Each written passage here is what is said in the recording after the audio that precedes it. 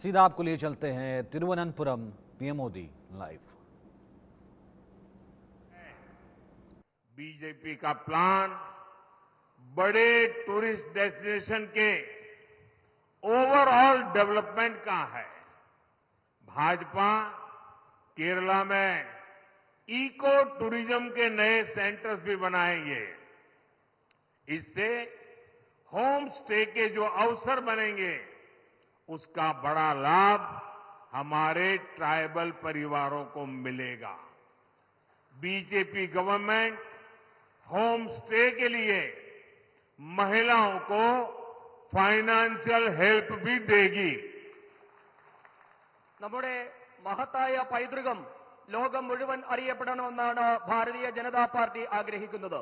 ലോക ടൂറിസവുമായി നമ്മുടെ പൈതൃകത്തെ ബന്ധിപ്പിച്ച് ആഗോള ശ്രദ്ധയിലേക്ക് നമ്മുടെ പാരമ്പര്യത്തെ എത്തിക്കുമെന്ന് ബിജെപി ഉറപ്പു നൽകുകയാണ്. ഇതിലേക്ക് നമ്മുടെ കേരളത്തിനും വലിയ സംഭാവനകൾ നൽകാൻ കഴിയുന്നു.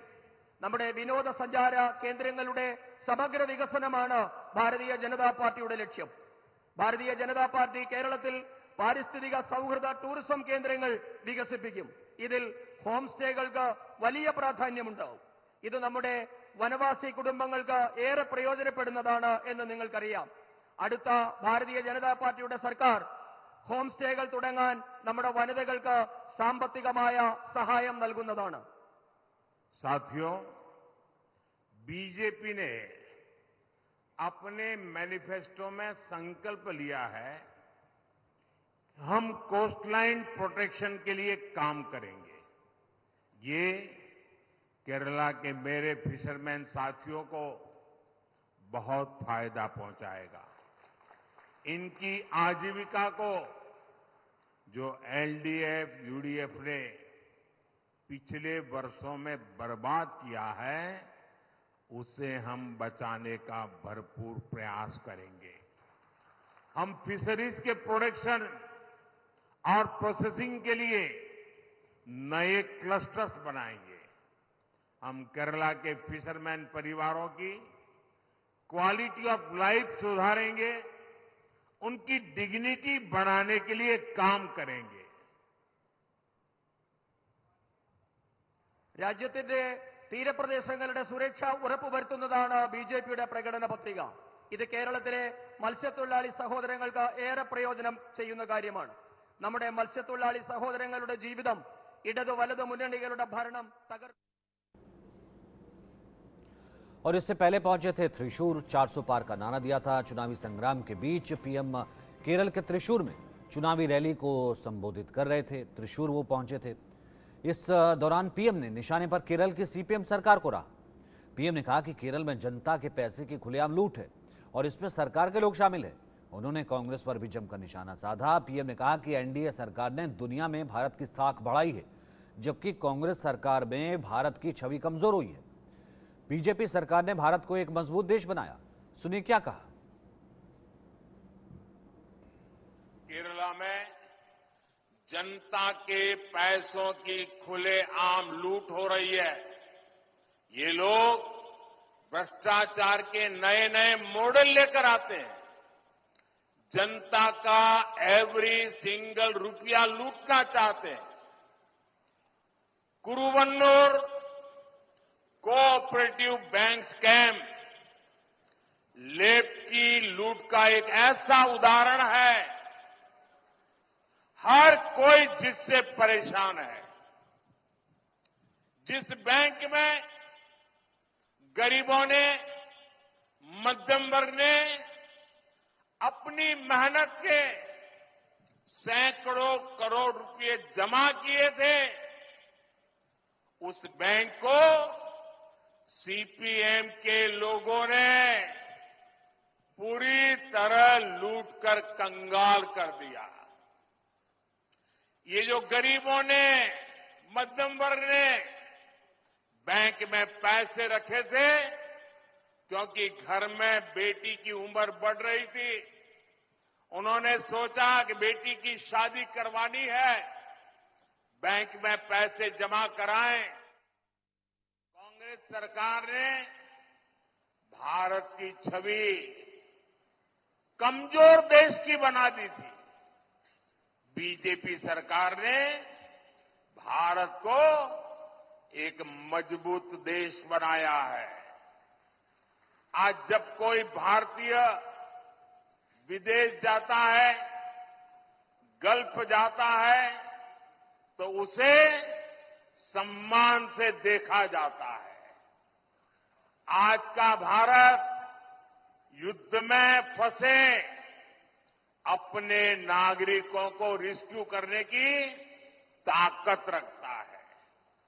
आज का भारत कोरोना जैसी महामारी में दूसरे देशों की ओर नहीं देखता।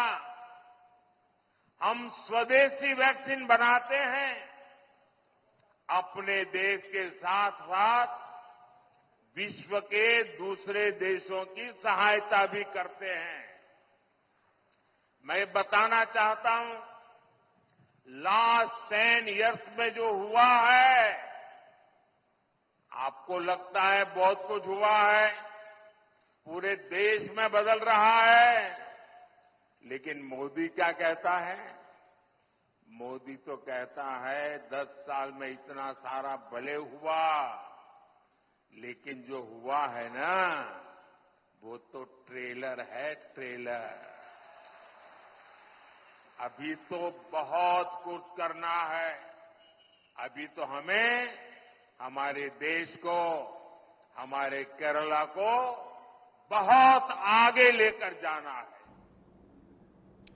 तो केरल को गारंटी देते हुए, केरल को प्रॉमिस करते हुए पीएम मोदी हमारे साथ आलोक सर बने हुए हैं, अरविंद जी हैं, अजीत मंडोला जी हैं, आर.के. मिश्रा हैं और अजय वर्मा भी मौजूद है। आर.के. मिश्रा, मैं आपसे शुरू करना चाहता हूं, कितने आश्वस्त इस बार आप हैं? अगर ग्राउंड रियलिटी देखें, भीड़ को अगर मैं देखूं कि भीड़ अगर तब्दील होती है वोटों में, फिर तो ऐसे लग रहा है कि केरल शायद सारा ही आपका है, लेकिन केरल की रियलिटी कुछ और रही है। बहुत कोशिश की है, लेकिन केरल अब तक आप जो है ना लेफ्ट से ले पाए हैं ना कांग्रेस से ले पाए हैं। इस बार क्या तैयारी है? पीएम वहां पर इस बार लगातार वही इश्यूज उठा रहे हैं, करप्शन से लेकर के गारंटी तक। सचिन जी, मैं बिल्कुल आश्वस्त हूं, हमारी पार्टी आश्वस्त है, एनडीए आश्वस्त है। निश्चित तौर पर आपने केरल ही नहीं बल्कि मैं साउथ की भी बात करूंगा। दक्षिण भारत के अंदर में हमारी जहां पर पैठ नहीं हुआ करती थी, वहां पर भी हम पूरी तरह से कोशिश हैं और आश्वस्त हैं, बिल्कुल सकारात्मक राजनीति के साथ। दूसरी तरफ ये है, क्योंकि हम सकारात्मक राजनीति तो करते ही हैं, साथ ही साथ सकारात्मक योजना जो आपको जनता से सीधा, जिसका बुनियादी, बिल्कुल आप कहते हैं जो कि सीधा जरूरत है, उन बुनियादी जरूरतों को भी पूरा करने की हमने कोशिश की है और करने के लिए कृत संकल्प किए।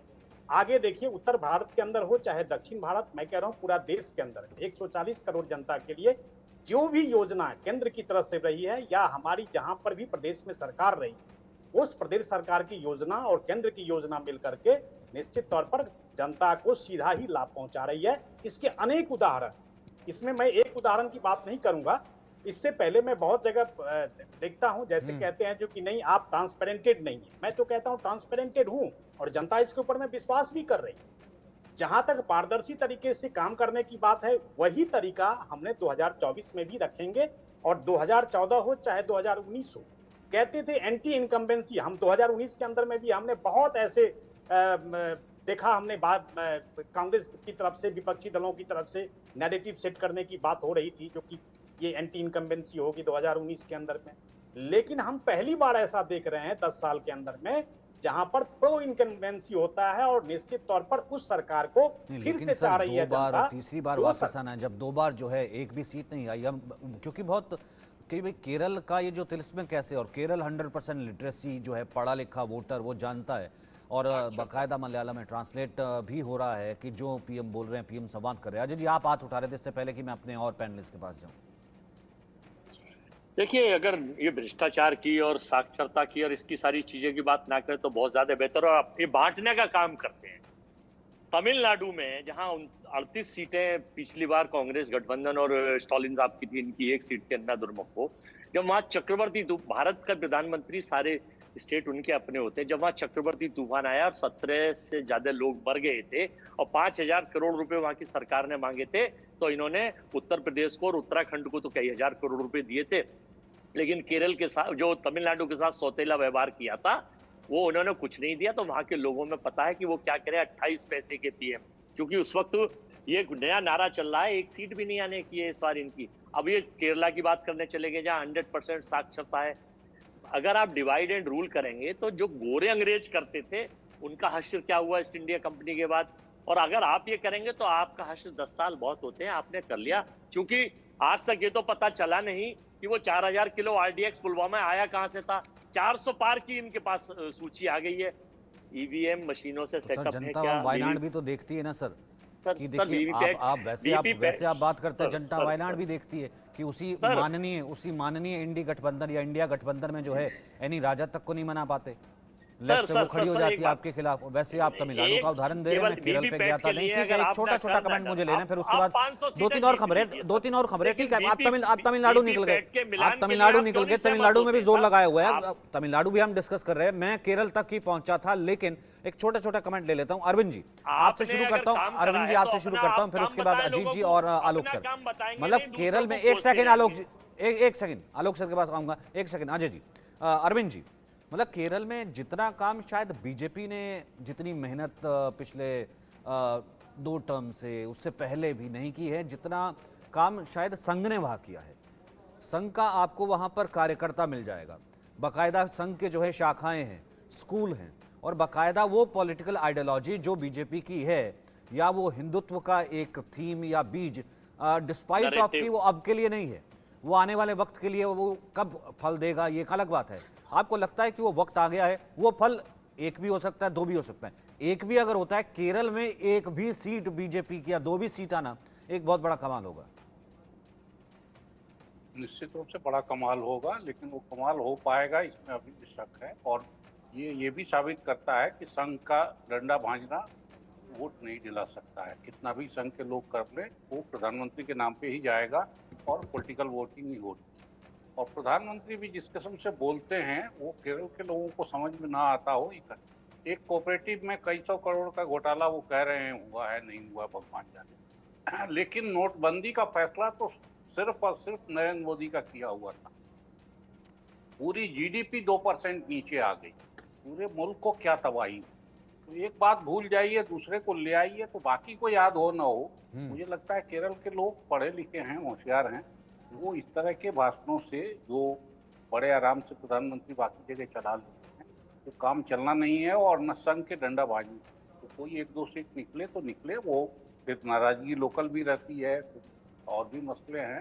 कैंडिडेट अच्छा होगा, कमिटेड कैंडिडेट हैं, कैंडिडेट में कमी नहीं। लेकिन वही है कि जब तक बड़े पैमाने पर पॉलिटिक्स नहीं होगी अच्छी, केरल के लोगों के लायक उस स्टैंडर्ड, तब तक वहाँ सीट निकालना बहुत आसान है। अजीत जी आपका टेक। देखिए, केरल में संघ बहुत मेहनत कर रहा है। मेरे ख्याल लगता है 2 दशक से संघ ने वहाँ बहुत जबरदस्त तरीके से अपना जाल फैलाया है। चीजें बदल रही हैं। देखिए किस बार का वो देखिए ना, विधानसभा चुनाव में पहले एक बार कांग्रेस आती थी, एक बार लेफ्ट फ्रंट आता था, लेकिन देखो कहाँ आया, इस बार लेफ्ट फ्रंट रिपीट कर गया। राजनीति बदल रही है धीरे धीरे। देखिए मैं ये मानता हूँ कि बीजेपी का इस बार वहाँ वोट परसेंटेज बढ़ सकता है, हो सकता है एक आध सीट कहीं नजदीक भी पहुंच जाए। लेकिन अब संघ और बीजेपी जिस हिसाब से केरल में काम कर रही है, वो आने वाले टाइम पे मेरे को लगता है कि कहीं ना कहीं चीजें बदलेंगी। और ये कहना कि वहां पे नहीं बदलेगा, ये सारी चीजें नहीं होंगी। बदलाव तो देखो, इतने लंबे समय बाद वहाँ कांग्रेस हार गई, सरकार नहीं बना पाई कांग्रेस, तो कहने का मतलब समय लगेगा। वहाँ देखिए अल्पसंख्यक बड़ी तादाद में है, बहुत बड़ी संख्या में। लिटरेसी ठीक है कि लिटरेसी एक वो है, अजीत जी लेकिन यही ये चीज भी तो आप मानिए कि वहाँ पर एक बड़ा कभी कही जाती वर्ग थी है। बंगाल के लिए, यही चीज कही जाती थी कभी त्रिपुरा के लिए, मणिपुर के लिए, यही चीज कही टाइम जाती थी लगेगा, कि देखिए लेकिन बंगाल में तो अगला है जो भैया टर्न लेफ्ट होगा, आ ही नहीं सकता, कोई बात हो ही नहीं सकती। लेकिन अब लेफ्ट कहीं फाइट में ही नहीं है। आलोक सर। देखिए सचिन जी, मैं तो ये कहूंगा कि मीडिया में भी एक जमाने में 82 में 80s में दक्षिण भारत का कवरेज बहुत कम होता था, लेकिन हम जैसे पत्रकार जिनको अच्छे संपादक होते थे वो कहते थे आप जाइए, कर्नाटक जाइए, आंध्रा जाइए, केरल जाइए, तो उससे दक्षिण भारत की राजनीति को समझने में और अब देश भर में उनकी चर्चा होती है। हिंदी के प्रति भी दक्षिण भारत में जो एकदम विरोध होता था, यही बीजेपी के लोग करते थे या संघ के लोग करते थे या हम सब उत्तर भारतीय करते थे। अब वैसा विरोध दक्षिण भारत में नहीं है। इसलिए सीटें कितने मिलेगी ये नहीं, सवाल ये है कि आगे के 10 वर्षों में, जैसा अभी ठीक कहा अजीत जी ने, मैंने इसलिए कहा कर्नाटक में 82 के इलेक्शन में अडवाणी की सभाएं बड़ी अच्छी हुई थी, सीटें उनको ज्यादा नहीं मिली, लेकिन उसके बाद 83 का जो सुबह पहले का इलेक्शन था, कोई निकाल करके देख लें हमारे व्यक्ति, तो उससे पता चलेगा कि उसमें कांग्रेस हार गई, दूसरी पार्टी आई थी, बीजेपी नहीं कह रहा हूँ। लेकिन होता ये है कि उस समय चूंकि दूसरे अपने इतने सारी पार्टियां खड़ी हो गई थी जनता पार्टी से निकल करके, और गैर कांग्रेसी सरकार के हिसाब से भी, तो जबकि 80 में इंदिरा गांधी बड़े पैमाने पर जीती, कांग्रेस की अपनी कमी की वजह से हारी। इसलिए ये कहना कि आज वो दक्षिण में असर होगा, मैं नहीं कह रहा हूँ, केरल या तमिलनाडु में, लेकिन पिछली बार से यदि सुधारते हैं, वोट बढ़ाते हैं, और उसके बाद अगले चुनाव के लिए, आज के लिए हम काम नहीं करें ना सचिन जी, आप जो काम कर रहे हैं, कल आप चीफ एडिटर होंगे तो ज्यादा अच्छा आपको फायदा होगा सबको। उसी तरह से दूसरी पीढ़ी के लिए और समाज के लिए एकजुट लाने के लिए हर पार्टी को करना चाहिए। कांग्रेस वहां क्यों कमजोर है? लेफ्ट पार्टी का एजेंडा, चीन से बड़ा एजेंडा तो इस समय घोषणा पत्र उनका है, तारीफ करना चाहिए राहुल गांधी और कांग्रेस पार्टी की, क्योंकि वो कहते हैं कि राष्ट्रीयकरण कर दो, सब पूंजीपति को हटा दो, सारे उद्योगपति बंद कर दो। सर सिर्फ हिंदी तो जो है वो, ये अलग अलग एजेंडा हो सकता है। सही बात है। कांग्रेस भी फिर से आए, वो असल मुद्दा है। नहीं, सिर्फ हिंदी पट्टी की पार्टी है, 2 सीटें हैं, यूपी तक सिमट जाएगी, बाकी जगह है नहीं, एमपी और आसपास को जानता नहीं, 2 से 272 का कमाल, और फिर देखिए कैसे 300 पार। तो ये चीज़ें भी इस देश ने देखी। इस देश का वोटर, जैसे अरविंद जी कह रहे हैं कि केरल का वोटर पढ़ा लिखा है, समझदार है, तो अगर वो वोट परसेंटेज में भी अगर बीजेपी का वोट धीरे धीरे बढ़ रहा है तो वो भी कुछ बताता है, इंगित करता है कि वो इंडेक्स क्या कह रहा है। अगली खबर का रुख करता हूँ।